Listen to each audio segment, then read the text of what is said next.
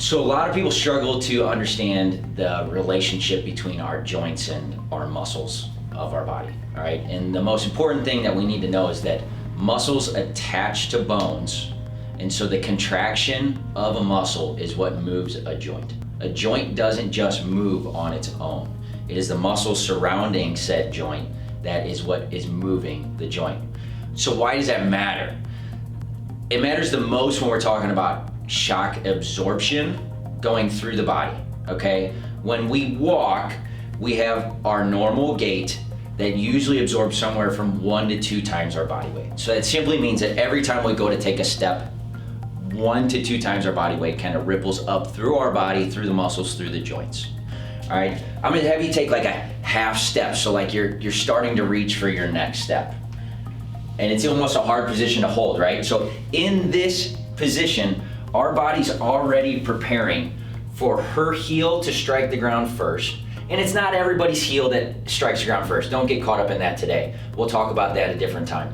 But her body is eccentrically starting to load so that when she hits the ground, she can transfer her weight from absorption into propulsion, which walking, very important, but it also is a little bit gentler because we have 2 feet on the ground at one time. So slowly fall forward till your foot hits the ground. You see her toes are still on and her body is now starting to propel as we slingshot forward, and then it was eccentric there at the end again, okay?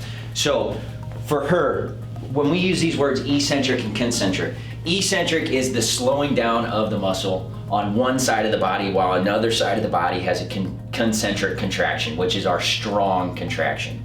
The relationship between that is what takes us through our gait cycle.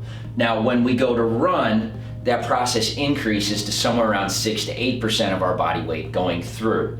And here's why. It's gonna be hard to demo this, but go ahead and act like you're gonna run. So take one, yep, and then swing through the next leg.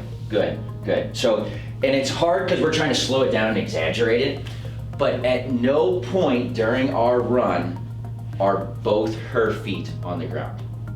If they both are on the ground at any given split second, that is considered power walking or normal walking, okay?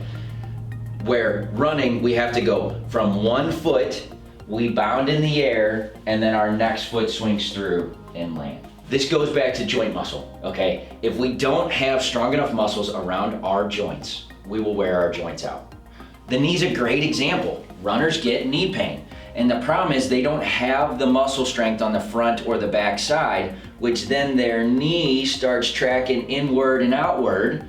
And when that happens, we wear down the meniscus inside the knee joint because that's our shock absorber. So our thigh bone lands on top of our shin bone every time we strike the ground because we don't have strong enough muscles to disperse that body weight out into our strong muscle groups of our quads, our hamstrings.